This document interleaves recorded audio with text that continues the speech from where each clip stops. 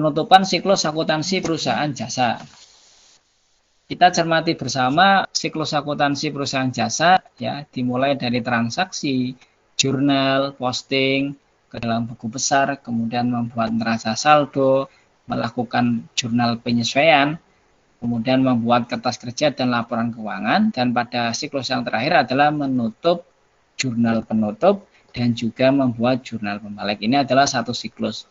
Jadi nanti setelah kita melakukan jurnal penutup, kemudian ada jurnal yang perlu kita balik, maka kita bikin jurnal pembalik, itu akan menjadi data pada periode yang akan datang. Jadi satu siklus ini dalam satu periode, kemudian akan menjadi data awal pada periode selanjutnya.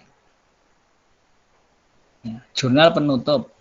Jurnal penutup ini adalah proses pemindahan akun nominal atau akun sementara ke akun real. Jadi jurnal penutup ini untuk menutup ya. Menutup itu artinya apa ya?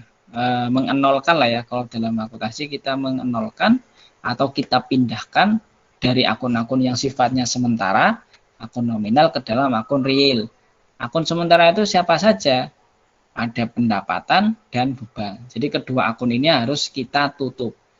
Nah, tujuannya untuk apa? Agar akun-akun tersebut memiliki saldo 0 pada akhir periode. Sehingga pada masa periode yang akan datang, itu dapat kita gunakan lagi untuk mencatat akun-akun nominal pada periode tersebut. Jadi artinya untuk memisahkan antara periode ini dengan periode selanjutnya. Jadi kalau misalkan ada akun beban listrik, nah, beban listrik pada periode ini, misalkan periode September, kemudian kita tutup sehingga saldo beban listrik menjadi 0, kemudian pada periode berikutnya, bulan Oktober, nanti beban listrik itu bisa kita gunakan lagi akunnya untuk mencatat transaksi beban listrik pada periode Oktober tersebut. Jadi untuk memisah mana-mana yang merupakan beban-beban yang terjadi pada bulan ataupun pada periode sekarang dan harus dipisahkan dengan transaksi ataupun beban-beban ataupun pendapatan yang terjadi pada bulan ataupun pada periode berikutnya. Jadi antar periode itu akun-akun nominal ini harus kita nolkan karena ini sesuai dengan periode-periode yang bersangkutan, tidak boleh digabungkan. Nah, kemudian langkahnya bagaimana? Langkah untuk menyusun jurnal penutup ini, langkah pertama adalah menutup akun pendapatan. Jadi semua akun pendapatan perusahaan kita tutup, ya, seperti pendapatan jasa, pendapatan bunga, pendapatan sewa dan sebagainya. Yang kedua menutup akun beban. Semua beban kita tutup, dan listrik, telepon, air dan seterusnya yang terjadi pada periode itu. Itu langkahnya. Yang ketiga menutup akun prive. Nah, akun prive juga kita tutup. Kemudian yang keempat adalah memindahkan ikhtisar laba rugi atau laba atau rugi ke dalam modal. Jika laba itu akan menambahkan modal, kalau rugi akan mengurangi modal. Ini adalah 4 langkah yang harus kita lakukan untuk melakukan jurnal penutup atau untuk membuat jurnal penutup. Nah, kita perhatikan di kertas kerja ini adalah kertas kerja dari contoh ya, dari Reparasi Anindra, ya, kertas kerjanya. Kemudian dari kertas kerja ini kita akan membuat jurnal penutup. Yang pertama adalah kita tutup akun pendapatan terhadap ikhtisar laba rugi. Kita lihat di kertas kerja atau Anda bisa mengecek di laporan laba rugi. Nah, bisa dilihat di laporan laba rugi atau di kolom laba rugi pada kertas kerja. Nah, kita lihat di sini akun pendapatan itu ada satu saja. Kebetulan memiliki satu pendapatan jasa senilai 57.800. Dia letaknya atau di posisi kredit. Nah, ada di posisi kredit. Maka dengan cara menutupnya adalah kita debitkan. Nah, kita tulis 30 September, kita debitkan pendapatan jasa senilai sama ya, 57.800. Kemudian kreditnya kita menggunakan akun bantu namanya akun ikhtisar laba rugi. Jadi kredit pendapatan yang kredit tadi di laporan laba rugi maupun di kertas kerja kita debitkan. Supaya apa? Supaya pendapatan jasa ini nantinya nilainya 0. Karena debit dikurangi kredit sama dengan 0 nanti. 57.800 dikurangi 57.800 pada kredit nanti nilainya 0. Karena fungsi jurnal penutup adalah menolkan akun nominal. Setelah itu kita menutup beban-beban. Beban listrik kita bisa melihat di sini bahwa beban listrik, telepon, dan sewa itu semuanya ada di debit semua. Oke ya, semua beban pasti ada di debit. Maka cara menutupnya adalah kita balik menjadi kredit. Nah, kita balik semua nih. Kita buatkan jurnal di kredit semua. Kemudian debitnya siapa? Ikhtisar laba rugi dengan nilai 9.300.000 dari total semua beban ini. Jadi langkah kedua adalah mengkreditkan beban atau menutup beban.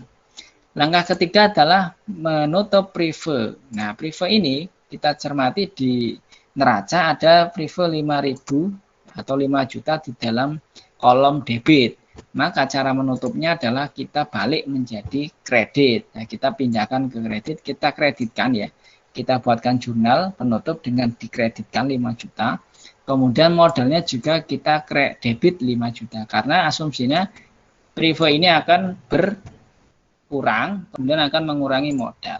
Kemudian yang terakhir adalah menutup laba rugi. Oke, menutup laba rugi adalah menutup laba atau rugi modal. Kita bisa lihat di sini laba rugi, kita cek di laporan laba ya. Di sini dia laba 48.500. Maka caranya adalah karena dia laba, maka modalnya bertambah di kredit 48.500. Kemudian debitnya siapa? Debitnya itu adalah ikhtisar laba rugi di debit 48.500.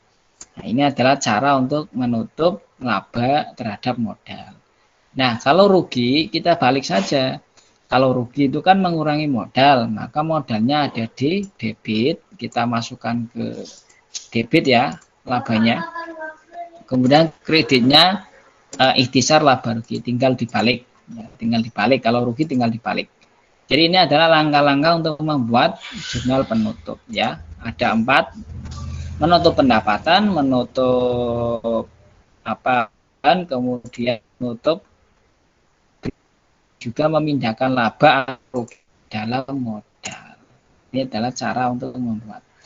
Nah, kemudian kita bisa melihat di sini setelah kita jurnal penutup kita buat, kita posting ke buku besar. Nah, contoh ini posting ke beban listrik. Nah, beban listrik ini di buku besar punya saldo 1.500 debit. Kemudian kita tutup. Nah, tadi di jurnal penutup kan kita kreditkan 1.500 untuk listrik ya, beban listrik. Maka nanti beban listrik ini bernilai 0. Jadi nanti semua beban dan juga pendapatan pada buku besar nilainya 0 semua. Begitu juga dengan prive. Prive juga nanti bernilai 0 karena kita tutup pada pada jurnal penutup. Sehingga nanti pada akhirnya semua pendapatan, beban dan prive itu semuanya bersaldo 0. Nah, nantinya perusahaan akan membuat neraca saldo setelah penutupan ini. Yaitu apa? Setelah penyesuaian dan jurnal penutup dibuat, maka jurnal akan diposting ke buku besar sehingga akun nominal pada buku besar akan bersaldo 0. Sehingga nanti neraca yang ditampilkan adalah neraca setelah penutupan, artinya neraca ini sudah menjadi tahap akhir ya, tahap akhir dari siklus. Ini akan menjadi data kita pada akhir periode menjadi data awal periode. Ini adalah neraca saldo setelah penutupan. Oke, ini adalah neraca saldo setelah penutupan. Nah, setelah itu kita akan membuat jurnal pembalik. Nah, jurnal pembalik ini adalah jurnal untuk membalik apabila pada jurnal penyesuaian ada akun baru. Jadi pada saat penyusunan jurnal penyesuaian ini ada akun baru, yaitu akun apa? Akun real baru yang berupa aset ataupun hutang. Nah, kalau ada akun baru seperti ini, maka harus kita buatkan jurnal pembalik. Nah, supaya apa? Supaya terjadi konsisten atau konsisten keajegan ya antara metode yang digunakan dengan metode yang digunakan harus sama dengan metode sebelumnya. Jadi kalau periode ini kita menggunakan metode dengan pendekatan beban, maka pada periode selanjutnya juga harus menggunakan pendekatan beban.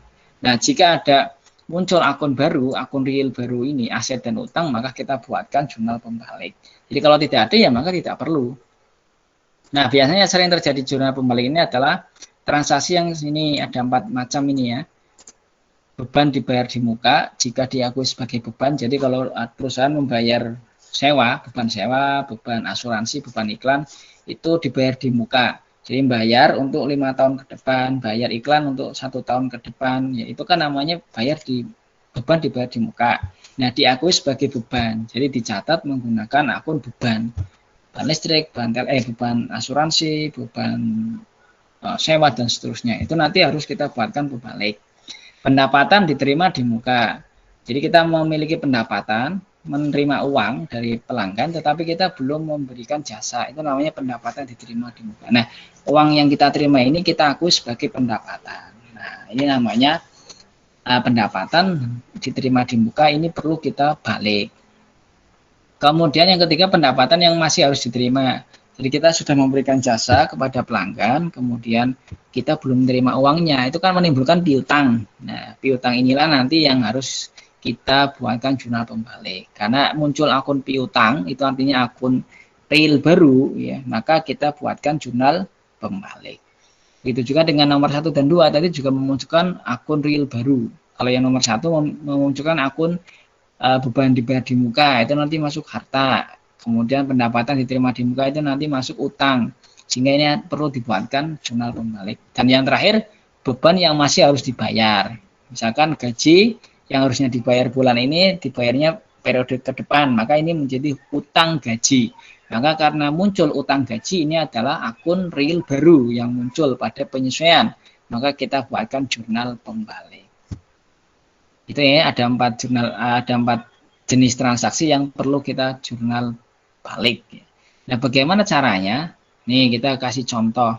Contoh yang nomor 4, beban yang masih harus dibayar. Contohnya ya, pada tanggal 30 September itu ada jurnal penyesuaian yang terdapat akun real baru.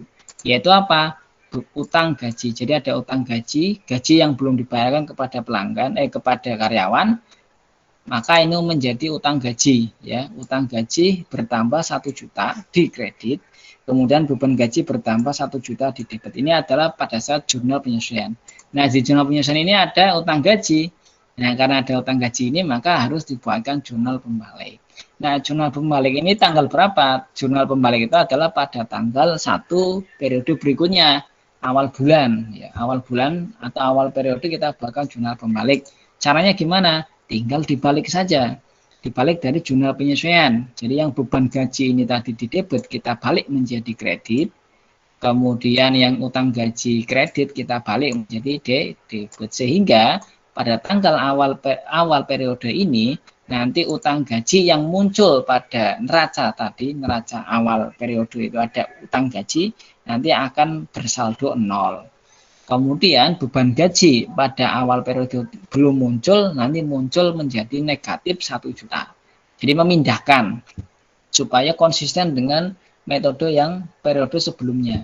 Nah, setelah kita buatkan jurnal pembalik, otomatis kan nanti karena ini utang, perusahaan akan membayar utang tersebut. Nah, karena membayar utang, maka dia akan mencatatkan jurnal beban gaji bertambah 1 juta, kreditnya kas berkurang 1 juta. Jadi kasnya berkurang 1 juta, kemudian beban gajinya bertambah 1 juta.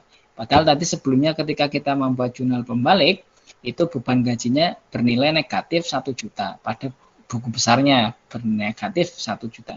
Karena negatif 1 juta, kemudian kita buatkan jurnal umumnya ini 1 juta, maka akan menjadi 0. Maka pada awal periode, utang gajinya bersaldo 0, beban gaji bersaldo 0 dan kasnya berkurang 1 juta. Ini sudah konsisten sesuai dengan metode yang diterapkan pada periode sebelumnya. Di mana periode sebelumnya beban gaji sudah dialokasikan, sudah dibebankan pada periode itu, kemudian utang gaji juga sudah dibayarkan pada periode yang akan datang. Nah, ini adalah contoh untuk membuat jurnal pembalik. Dasar kita untuk membuat jurnal pembalik itu adalah jurnal penyesuaian. Jadi ketika di jurnal penyesuaian itu ada akun, ada transaksi yang menimbulkan akun baru nih, akun real baru, misalkan utang gaji, iklan dibayar di muka, sewa dibayar di muka, kemudian misalkan utang pendapatan ya. Itu nanti kita buatkan jurnal pembalik. Dan yang dibuatkan jurnal pembalik itu adalah transaksi itu saja Mbak. Jadi yang lainnya tidak. Jadi kalau di penyesuaian kan nanti ada misalkan ada beban perlengkapan, ada beban penyusutan ya, kayak gitu kan tadi kemarin. Nah, yang itu nggak ikut. Jadi yang hanya dibalik adalah hanya transaksi pada jurnal penyesuaian yang terdapat akun real baru. Itu nggak? Dan pembuatan jurnal pembalik ini dilakukan pada awal periode. Jadi masuk ke periode berikutnya nyatatnya. Kemudian jurnal umum ini juga sama. Jurnal umum ini adalah jurnal untuk periode berikutnya. Jadi jurnal pembalik itu hanya membalik jurnal penyesuaian di tahun periode berikutnya. Oke, demikian ya penjelasan dari saya. Semoga bisa diterima dengan lancar. Kemudian teman-teman juga bisa memahami dengan baik.